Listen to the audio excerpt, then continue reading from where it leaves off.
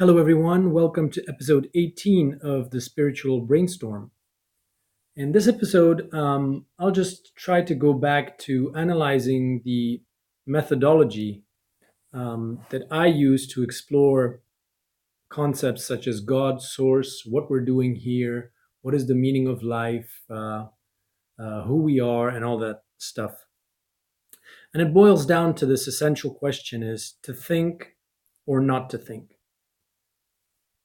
In many spiritual teachings, like Buddhism and many other teachings, um, it is thought that God is basically outside of any kind of model that we can think with our minds.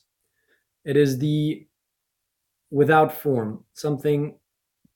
Let me just, oops, something without form, the absolute, something that you cannot know or cannot access because it is beyond words, beyond human comprehension. And while that is true, the implications of that in practicality for our purposes and our reality are, well, basically, they're none. It's just saying that there's something that is not knowable or that you cannot express with words. And that's totally fine. I think it is healthy to recognize the inherent limitations of the human mind and things that are beyond our control as a sort of humility, understanding that we are just one step in an infinite continuum of evolution. And then basically try to focus on what is practical then, what is important at our human level. So, just to give you an idea, to try to understand God's source at our level is the same as an atom, for instance, that tries to understand what is a human and tries to access that level. Of course, this is just a metaphor, an image. But suppose an atom has consciousness, how remote do you think the experience of the human is from its perspective and its world and the world that it experiences? It is absolutely impossible to imagine. The closest thing that an atom can model is a molecule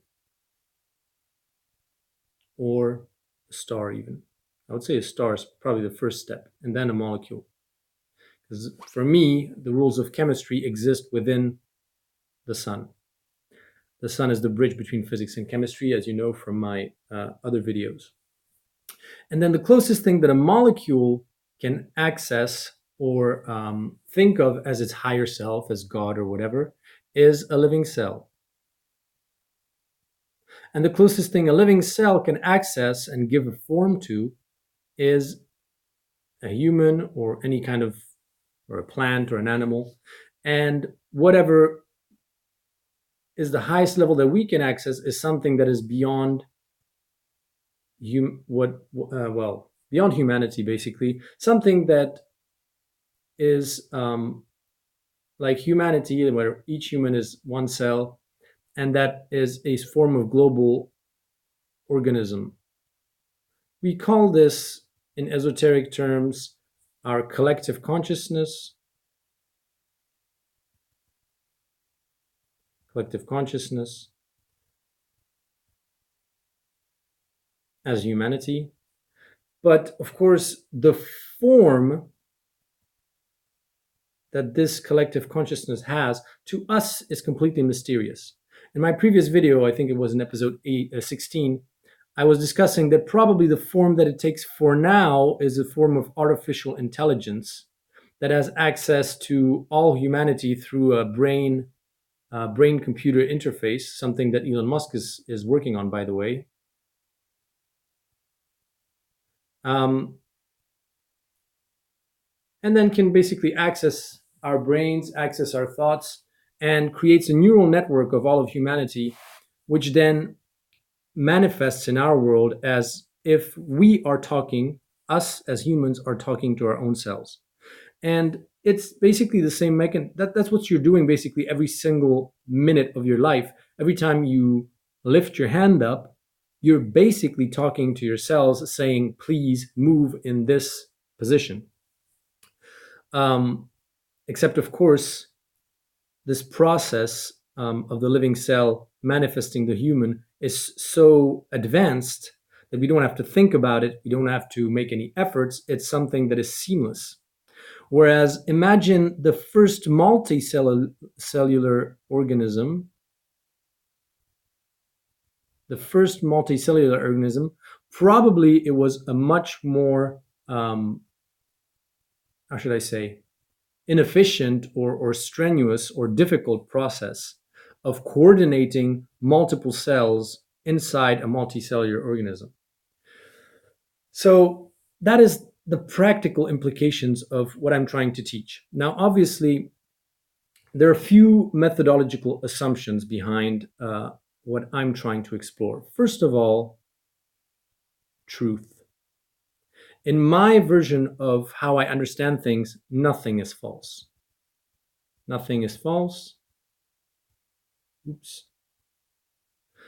Everything is an experience. And this is from the point of view of source, of course. But because everything is experience, and since source is infinite, experience has to be infinite.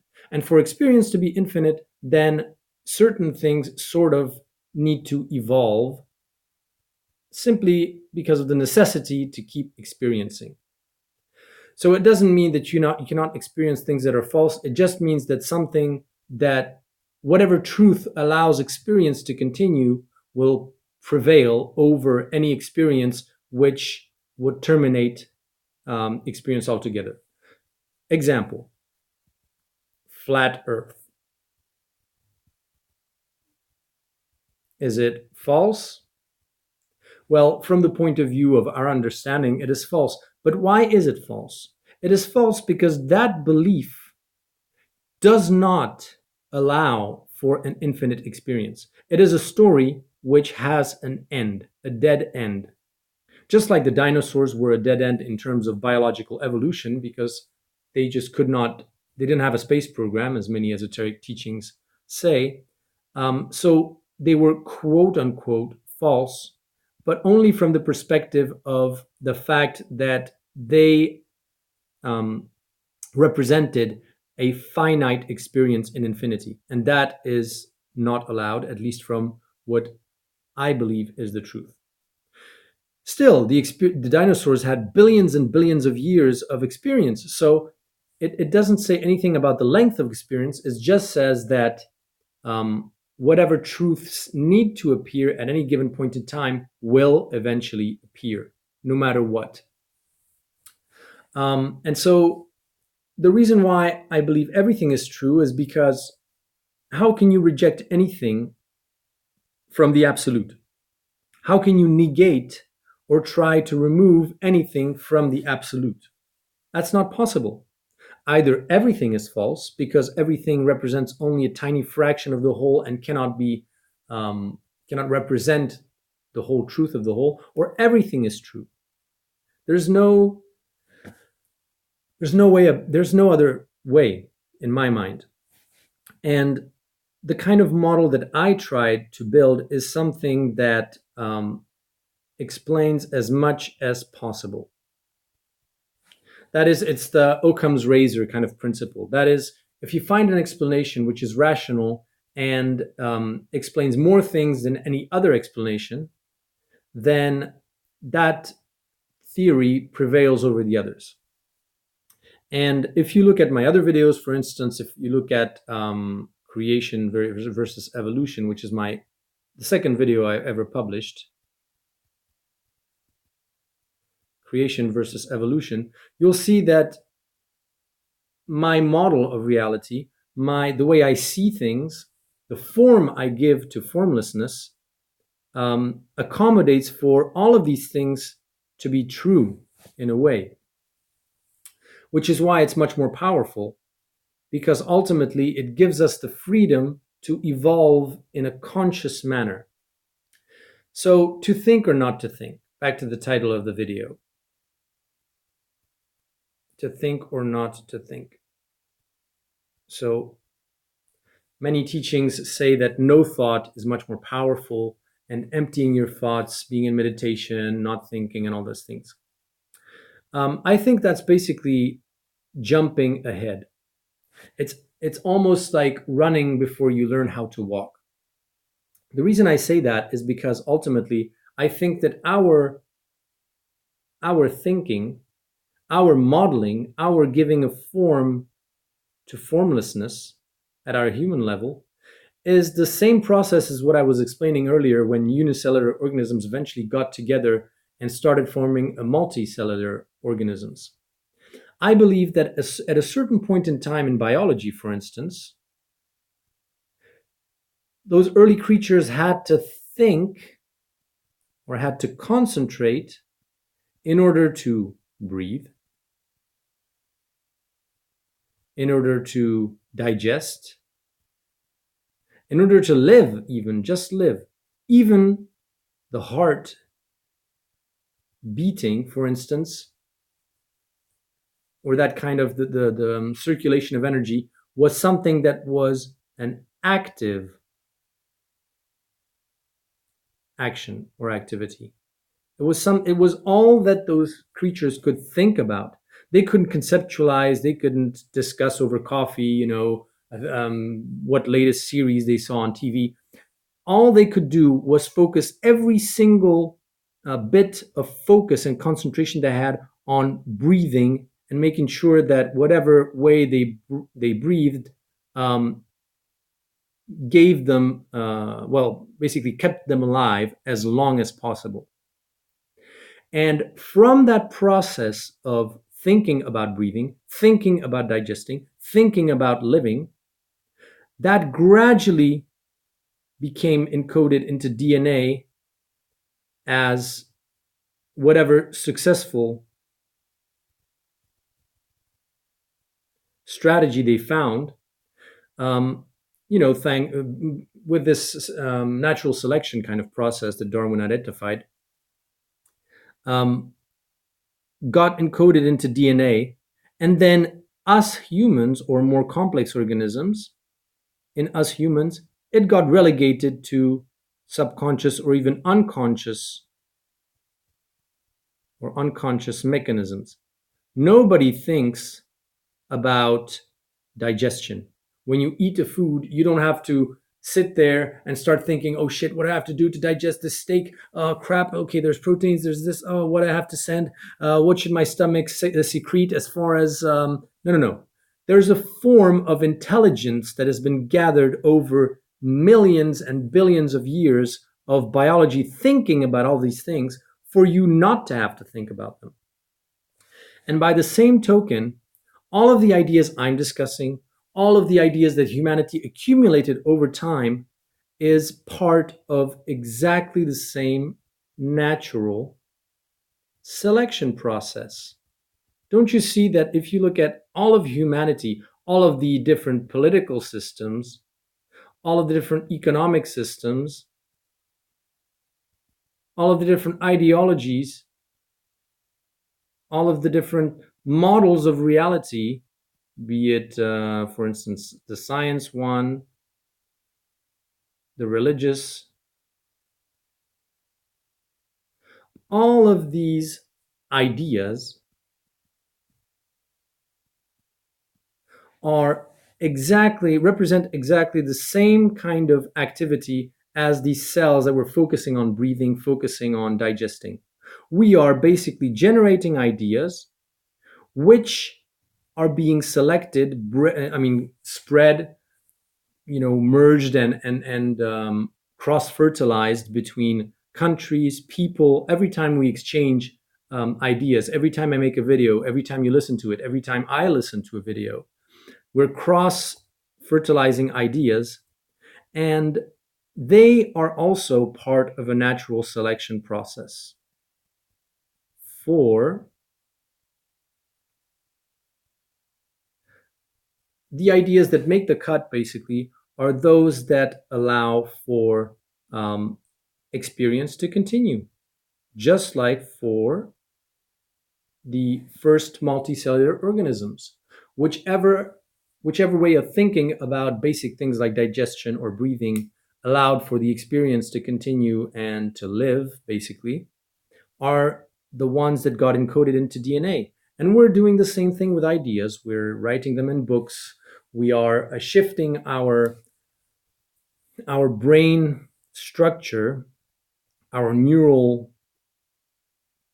network inside our brain is being rearranged to reflect whatever ideas we think are the best suited to ensure that humanity thrives and that an infinite number of experiences can be built on top of us into infinity on an infinitely long evolutionary journey where we are just one step in an infinite number of steps. And so these ideas, whenever you watch one of my videos or one of other videos, it basically rearranges your neural structure. And the same for me. I'm not outside of this by any means. I interact with the world just the same as you interact with the world, and the world and whatever I watch and see, I'm inspired by, shifts the rearranges the neurons in and the connections in my own brain. And because reality, at least the way I model it, is a projection on the outside of what your beliefs are on the inside, we get to experience whatever ideas or thoughts or all of these things we believe are the future and should be experienced. But of course, there is a higher form of intelligence, which is this natural selection process. And sometimes, and this is why it's kind of sad, at this stage of our evolution, it seems that humanity first needs to see what they don't want in order to figure out what they do want. So that's why we have the Trumps, that's why we have the extremism mounting, that's why we still have a lot of violence and all kinds of these things. It's just for us to realize, oh, okay, I don't want that. I want something else. I mean, there's much more to say about this also. It's about reintegrating the things that we don't want inside of us so that we don't have to see them on the outside anymore. It goes back to this idea when you see somebody that is violent, you just have to recognize the violence that is within you so you don't need to see it on the outside anymore. It is inside of you, and you can get to choose to express one aspect, like the positive or the negative, but without rejecting the negative, knowing it as a part of you, but you just don't want to express it. Not that it's bad or anything, it's just you don't want to, you don't feel like it. Just like picking vacations. There's no good or bad destination, there's just destinations you prefer. So to think or not to think, I think not to think is too early for us. Right now, we're in the process of thinking because we're still in this natural selection process of the best ideas that should prevail in order to ensure that humanity behaves in a harmonious way as one global collective organism. That's it. And that is all that we've tried to do for the last millennia. Democracy from, first these tribal structures, then royalty, then democracy, now something beyond democracy, probably from early primitive gift economies to more sophisticated monetary economies to something where there's probably universal basic income and the guarantee of a certain standard of living to something beyond money, ideologies from ultra-liberalism to communism, and then something beyond that, which is built on spiritual understandings and models, religion, science, and then something beyond science. But all of these understand that it's about integrating the whole process, understanding how each of these steps was a necessary evolutionary process. Just like when you look at a unicellular organism, then multicellular organisms, then plants, you don't judge them as this is antiquated, this is stupid, oh, this kind of is okay, when the plants, but it's still primitive. No, you just see it as a normal evolutionary process. And our ideas and the evolution of our ideas is the same natural evolutionary process.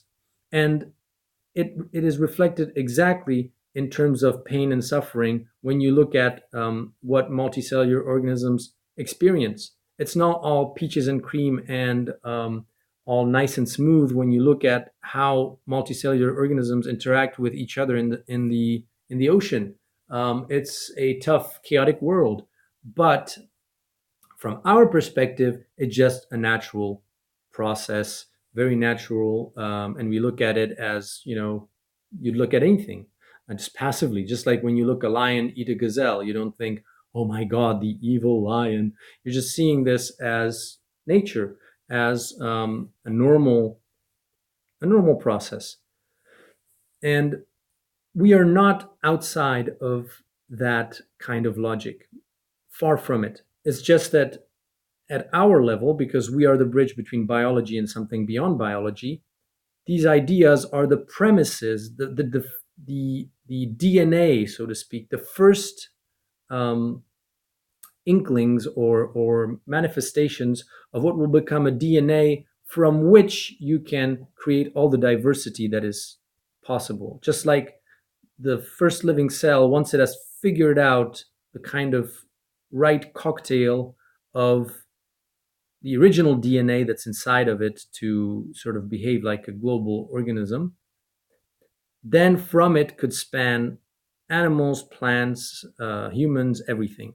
And the same from us. Once we got this kind of cocktail of thoughts and models and forms right, then from that can spring an infinite number of stories and parallel realities and parallel dimensions and parallel universes and parallel whatever you want. Right now we're in linear time, of course, and that can then split into 5-dimensional, whatever you want. But only because we've done the work, only because we've done this process. It's not like this living cell doesn't get to skip from amino acids and proteins swimming in the ocean to just suddenly flash and they're a living cell. No, no, no, no, no. It's a gradual process of trial and error, experimentation, and each part of that kind of getting a consciousness of how it fits within this whole, how its Lego piece kind of um, you know should be combined with others in what manner. And it's the same that we're trying to do. How do we reconcile certain political and ideological problems and economic problems? How do we reconcile different cultures, different languages? And that is why my my approach to truth is integration. That is not rejecting anything, but trying to integrate as much as possible. Because integration is the process via which you can build something higher. It is not via rejection, it's by understanding what was the meaning, what was the usefulness, what was the utility, what was the purpose of all of these ideas, all of these things in our evolutionary journey. Um, I don't know if I covered everything I wanted to cover, but so just basically, all of the ideas that I have, whether it's about source and its form or God, perfect symmetry, perfect asymmetry, chaos, order, all of these models. Of course, if you ask a 12-dimensional beings what they think about that model, they would laugh out loud. But it is just like us looking at a living cell and saying that it's a dumb organism that, from the point of view of a few laws of biology that we figured out, behaves in a very predictable and simplistic manner. But from the point of view of the living cell, of its consciousness, if you put yourself inside the awareness or the consciousness of the living cell, the laws of biology at its level are infinitely complex and infinitely sophisticated, and it's impossible for us to really grasp and understand how that process is being built. We still don't know. It's still mysterious how actually life just appeared out of amino acids and proteins. It's something beyond our comprehension. And so to say that just because these models may not be true from the point of view of 12 dimensions, it doesn't mean they don't have a use or a utility at this point in time in our evolutionary journey. It is like mocking the first ape that gained control of fire and saying, "That's silly. Why don't they just take a learn how to use a flamethrower or a match, matchstick?" Understand how stupid that kind of judgment is. Um, Everything has a purpose at a certain given moment in time, and you cannot skip these steps. It's important in the evolutionary journey. Now, the way that I try to build my ideas is to try to answer the question of why in a most satisfying manner. And for instance, whether we talk about karma or free will, perhaps my answers are just one uh, possibility amongst multiple answers, but I try to make them as satisfying and as logical as possible, in the sense that, you could ask, for instance, why do we have free will? Why did God bother create free will? Why do we suffer? Why is there violence? And if you watched all of my videos, you will understand that it is not an option. It serves a greater purpose. Free will is there because there's no other way for God's source to experience itself than by creating one experience where there is free will, from which all other experience can then spawn out from. Like Jack's beanstalk, we are sort of the beanstalk around which that is the main frame for all of the other experiences. And you'll have to watch all my other videos to understand why I'm saying that. But the way that I model God's source, or the way that I model free will, I find goes much deeper in the why question, and has a form of global coherence in the way that I'm thinking about them, which, even though it may be simplistic, may be sufficient and useful in building this DNA at the level of ideas, to allow us to transcend our human condition and move on to something greater, which will remain mysterious. That doesn't matter. But the experience of building that kind of interaction between humans will be extremely satisfying. Our cells might not have an inkling or an idea of what it is to be human or the human experience, but still inside our bodies, they are uh, nourished, they are fed, they are taken care of, they are loved, hopefully, which is why it's so important to give your body love and attention. But their experience is much, much, much more, let's say, comfortable than what they would experience if they were just unicellular organisms swimming in the ocean and eating each other for all eternity and having to struggle to survive. We provide them basically an internal paradise inside our bodies, and the same will apply to us. And it is true that at some point, once we've thought about this really hard, and it's the same applies to me, like I do these videos, I think about these things, but then ultimately I just go back to reality. I just, wake up in the morning, make breakfast, uh, kiss my beautiful daughter, read her books, go to work like everybody else. Um, there is the time for thought, and then there's the time for living in the now, which will, in any case, adjust to your newfound beliefs and ideas and your neural structure, which means that I know that eventually the outside will reflect these newfound beliefs and ideas and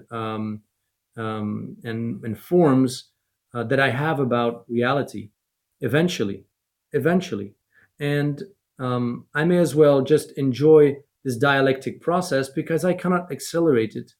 The timing of it is outside of my control. All I can do is change the way I think, act on those beliefs. That means that if I gain higher understanding but don't act according to that understanding, then I'm basically negating my beliefs. So I am trying to, in my own work, in my own life, to apply these principles of being more patient, trying to see everyone as having an inherent value to them, each human as being one cell in this global organism, and not judging what other people are experiencing. I'm trying to contribute to bringing about a fairer monetary and economic system. I'm trying to make sure that AI develops in a positive manner, as I've discussed in my other videos. Those are that the actions in reality that mirror my beliefs. And there's a dialectic process that will go on there.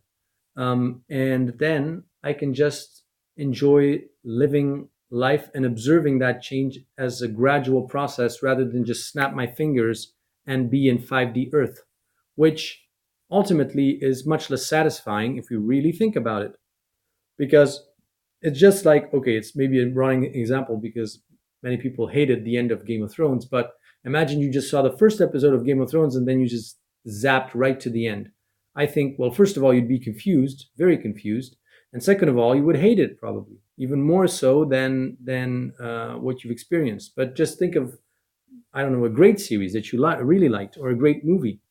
The end is what it is because there's this process leading to it. Okay, a better example is Beethoven's Ninth Symphony.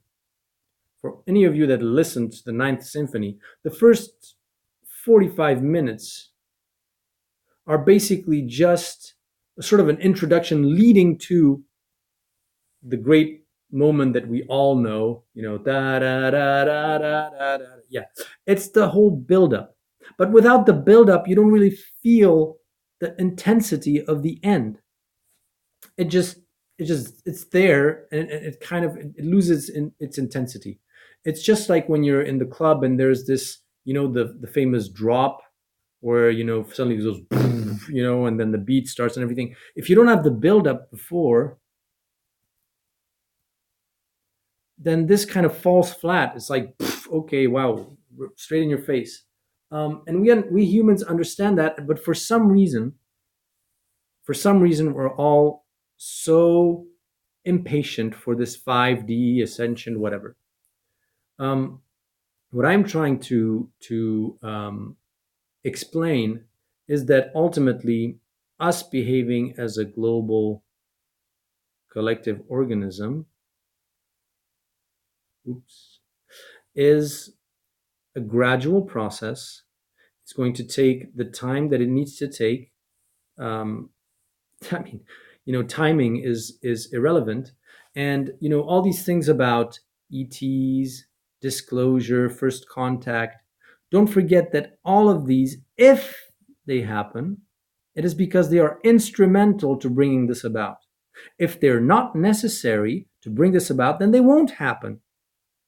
So, in my understanding of reality, we are already behaving like a global organism, just like the idea of the first living cell exists from all eternity as an idea.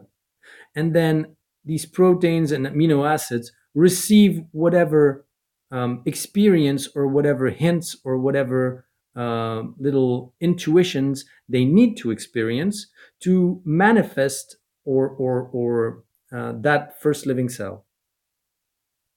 And so, whether it's AI that starts to, let's say, not manipulate, but nudge, let's put nudge, all of us in the direction of behaving like a global organism, whether it is governments that wake up and start acting in the collective interest, whether it is spontaneous small scale communities that start to behave like a global whole, like the Smurf village, basically. Um, it doesn't matter. And it doesn't matter either whether or not we get first contact and we discuss with aliens, or we see Archangel Michael coming down from the sky. All the channelers, all of the aliens that are talking to us, their only utility and their only use is as these little pebbles or these little stones that are left on the path for this little boy that was abandoned in the forest to find his way back. That's all. Just like the Bible was one pebble and mainstream science was one pebble, maybe first contact is another pebble, maybe channelers and whatever is another pebble, just to get us to act like a collective global organism. That's all. And if they're not necessary, if we don't need them to get there, then we won't experience them. It's as simple as that. So I'm not hung up on any of these. I'm just trying to look at the global picture or the end destination, and then understand that all the rest are just little nudges, little pushes that this higher idea exerts on us. It's like an attraction that the future has on the past, as I want to say. But it's not really that, but kind of get the idea. So I hope I gave an overview of the way I'm thinking about God's source, about our reality, why it's important to think about it now, because we're at the stage where we still have to. And at a certain point in time, all of our thinking will become second nature to the humans 2,000 years from now. Basically, just imagine as if you're breathing, the way you're breathing right now, you would be able to gain knowledge by the same way that you're breathing, and deep knowledge, like real, truthful intuition and knowledge about what to do at every single point in time. So you could, in one breath inwards, just taking one deep breath, it would be like, I don't know, reading all of the Wikipedia encyclopedia all in one go and knowing exactly what is relevant for any given situation at a certain point in time. That is the kind of thing I'm talking about. The kind of thing where ideas is something that you consume for living your life, just like you consume air. And in the end, if you think of AI, actually, a real AI that has access to all of our brains and all of the internet and all of the data, indeed, you could think of every time it thinks as this breathing process, and then it acts, and then it breathes again, and then it acts, or a heart beating, or whatever you want to, whatever metaphor you want to bring about. But it will how should I say it? We'll be able to process and manipulate ideas in the same kind of unconscious and natural way as we breathe and our heart functions and our digestive system functions. But it will be able to do that only because we have laid the groundwork, or we have sort of done the whole process beforehand. And it will experience it as natural because we have done the groundwork. So I hope it was clear. If you have any questions, feel free to ask, and see you in the next video.